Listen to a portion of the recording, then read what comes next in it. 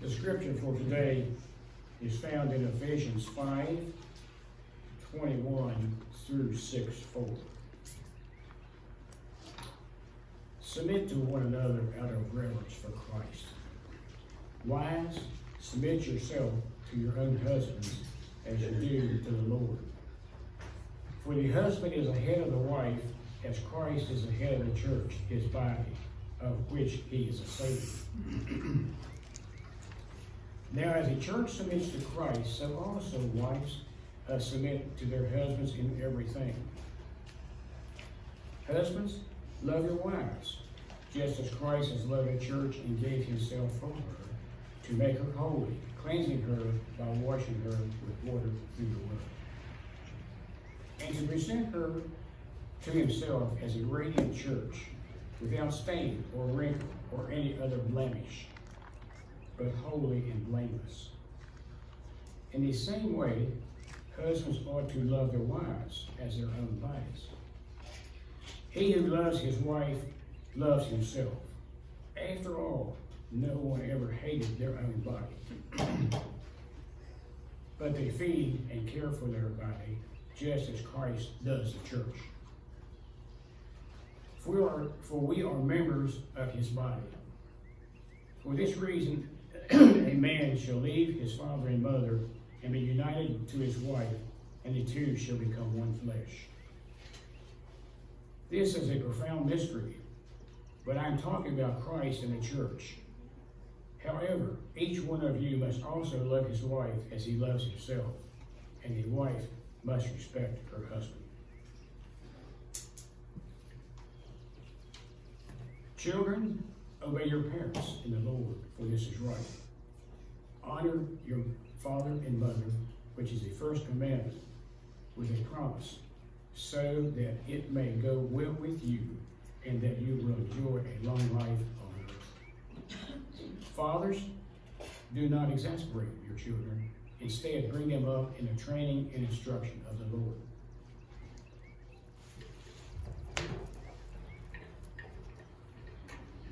Well, being Father's Day, I wanted to do something that really kind of related to men, but obviously women are in this text as well. Just out of curiosity, what do you think is the Father's Day most gift that was given, or that is given during that time? Anybody have any idea? No? Necktie. What is it? Necktie. You know, that was one of the first ones that I thought of, was a necktie. Candy bar. What's that? Candy bar. Well, hey, that would have been a good idea this morning. Golf balls.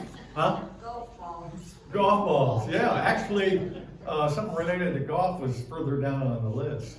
Tools. Tools? I didn't see that one, but I wouldn't be surprised if that was on. Yeah, there you go. That would have been a great one. How many of those have you gotten for Father's Day? Well, actually, the number one thing that I found was gift cards, Oh. which kind of surprised me because I thought maybe it was ties, and I thought the second one maybe be cologne. But cologne didn't even get on the list. So I was just kind of curious about what you thought about that. Today, I'm going to talk about from Ephesians 5, wives and husbands, and I have to say that I can't remember when I've ever heard this one preached. Not for many, many, many years.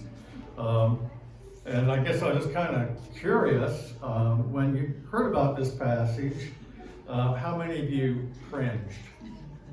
Anybody cringe about that? Well, yeah, I won't say who it was, but in my family, when I told them I was going to preach from this, before I could barely get it out, I'm not coming. So I won't tell you who that was, but it's one of those passages that sometimes makes some people kind of cringe. I think the reason is that historically, men have often used this text to keep women in their place. so to speak. They use the text to lord over their wife. And that's really not the point of this text. Though it talks about women respect, be subject, submit to your husband. But as we go along, you'll see that there's another aspect. For example, in verse 21, what does it say? Submit to one another. Be respectful to one another. So it's not a case of where Paul is just simply asking women to respect or submit to their husband. But there is a mutual kind of experience between husbands and wives that Paul expects to take place. When I looked at this text, I noticed something interesting about it, in that there's actually only 3 verses in here that's related to wives. Verse 22, 23, and 24. Whereas for husbands, there's actually 13 verses that relate to husbands. So what is the biggest emphasis of this passage? It's not so much on women as much as it is on husbands or men in this text. I divided it up. I thought about this as in sections. 21 as the prelude. Starting with verse 22, related to wives. And then starting with 25, husbands. And if you want to break it down a little bit more, it speaks of our children. 21 gives us a good look at the emphasis of the chapter as well. This prelude is giving us a rundown, basically, of the rest of the text. Now, depending on what Bible you have and what translation you have, it's going to come out of one of 3 things I've already said: is subject, respect, or submit to one another.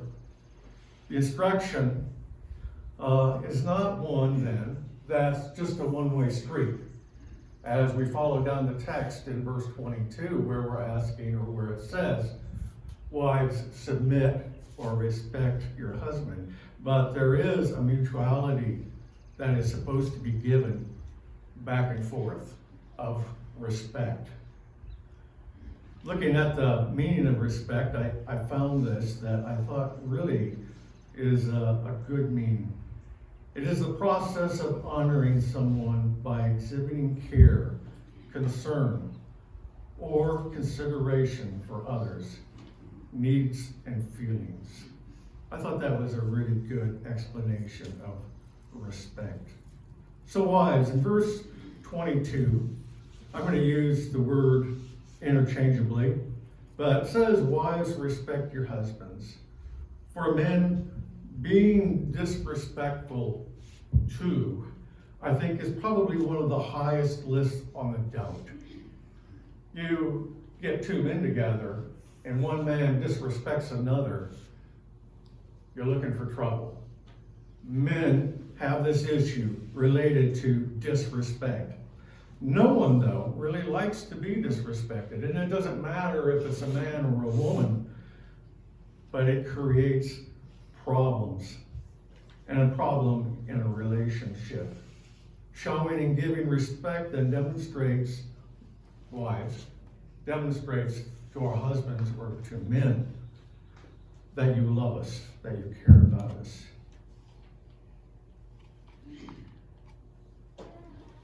You know, there are times when women don't understand us men. There's times when men don't understand women. But it's true that even those times when we don't understand, we still work to be respectful of the other at those times. That can be difficult, but we can work at it and do it. Husbands, now, love your wives. Husbands, did you know that starting in the early 60s, approximately 65% of the songs that have been written are love songs, or songs that relate to love. And I can only imagine that we're singing love songs to our wife. Yet, in 2022, the divorce rate was 41% in the US, almost half, or at least headed that direction. Yet with all the songs, with all the discussion, with all the words, it shows us how difficult it is to truly love. You know, it's so easy to say, I love you, I care about you, I respect you, but putting it into real action as a husband, how do you do that?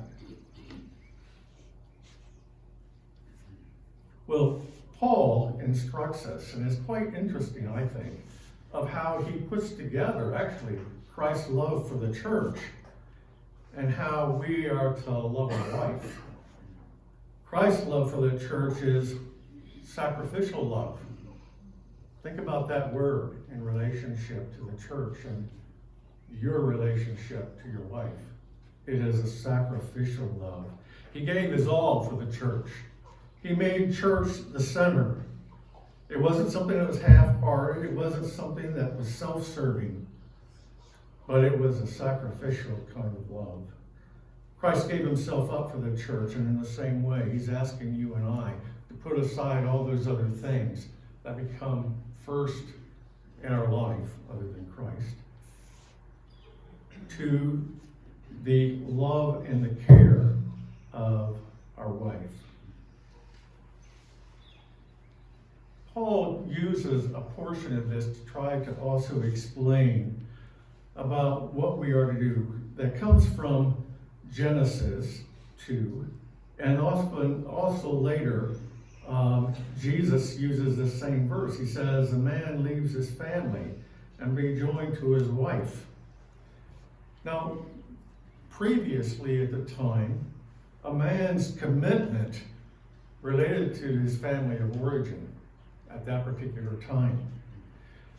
That was the central. Now, in this experience, as we join with our wife, as we love our wife, our loyalty now is to her. And that loyalty relates also to respect. How can we say that we love our wife and not respect her? Maybe this is the reason that wives sometimes have so much trouble respecting their husbands, that they put so many other things first before them. Times that we should remember to give care and respect and love, but that energy goes somewhere else. We're not there for them sometimes. And to do these things is not to respect. What person isn't willing to respect another person if they're truly loved by that individual?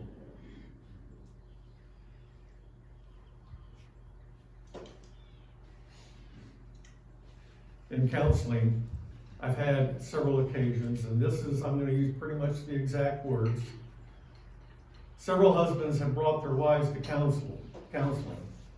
And one of the first things they say after I say, well, what brings you here today? I want you to tell my wife that she's got to obey me. Actually, that's the actual first line for several men. Men, if you want to get in trouble, go home tonight and tell that to your wife. I want you to obey me. See what she has to say. Well, who do you think I speak most to in those circumstances? I talk to the husband about what it means to submit, what it means to respect their wife. And it's not obey what they tell you to do. Men, do you know how to love your wife? Men have this thing that kind of goes on, I think, sometimes that says we're supposed to be great lovers, right? Isn't that the case? Well, if we want to really know how to love, we always look at 1 Corinthians 13, sometimes referred to as the love chapter. Paul says nothing about warm fuzzies. You ever notice that? Is that love isn't about this emotional kind of feeling, though I want to say that that is in fact part of it. Makes me wonder sometimes if Paul was ever married, you know. But rather, he starts with only 2 words, kind of in the positive sense, is what is love? It's patience and kindness. That's real love. And then it's followed, interesting enough, again, by 8 words that tend to be kind of maybe more negative of what love is not. Love is not envious, nor is it boastful, or arrogant, or rude. It doesn't insist on its own way. It is not irritable or resentful.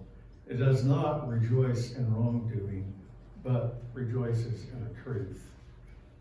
That's what it means to be a good lover. If you can follow all of that, imagine the kind of person that you would be for your life.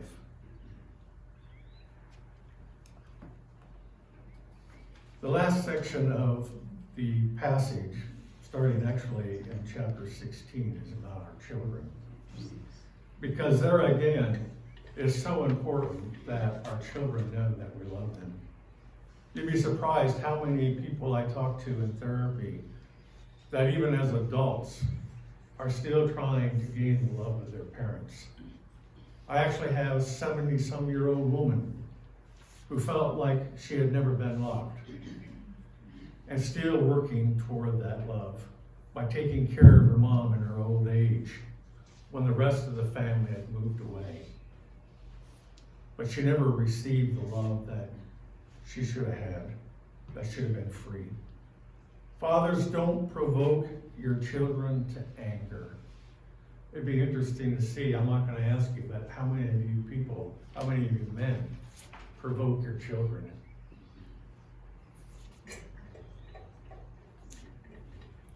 My wife, at one time, when we started having children, reminded me that children are people. They're not just a possession, but they have feelings. They have likes and dislikes. They have opinions. And we need to remember that our children have those kinds of things, just like we do. Fathers, we need to build up a child's self-esteem, and we do that by loving. And if we don't do that, it destroys the child. It makes the child long for real love and real care. When I was a kid, I had some differences of opinion with my dad. But there's one thing that I can say about my dad is that he was a father who did a lot with me. I've never heard another man talk about how much their dad did with them than my own experience. But he also had some, I don't know what you would really call it, but things that weren't so good. And when I was a child, actually even into my teens, my dad had a bad habit. Now, remember, my dad can't sing a lick. His ability to sing was just kind of all over the place, and we used to make fun of him. And he says, "Well, I'm making a joyful noise." He was right. It was a noise. But one of the things he did was that he has a tendency to be provoking. And one of the ways he used to do that to his children was on Sunday morning, he would come in early into our room. We'd either be asleep or we'd be waking up. And he would sing this song. "Oh, what a beautiful morning. Oh, what a beautiful day. I've got a wonderful feeling. Everything's going my way." Okay, it's not so much the words that become the problem. is the fact that he comes into my room and he sings this cheerful song when I'm just barely waking up. And the thing is, he often did this almost every Sunday morning. You talk about annoying and provoking, especially to a teenager. You think a teenager would get angry after a while? Yeah, I got angry. I didn't want to hear it. Husbands, dads, men, let's be honest. This is a hard text, and yet a lot of it is actually directed toward you and me, toward fathers, and about the importance of loving our children and loving our wife to the fullest extent. And we need to try our best, even though it might not be total possibility that we're going to do it right all the time. But we need to remember and make that forefront for the sake of our wife and children. If you want a happy home, you want to work hard at that kind of thing. So lastly, I'm going to give not maybe so much a biblical kind of statement, but maybe some worldly wisdom. I didn't know if I should do this or not. But remember, if mama isn't happy, no one's happy. So put to practice the things that Christ teaches us in this passage. Lord bless you as you do that work.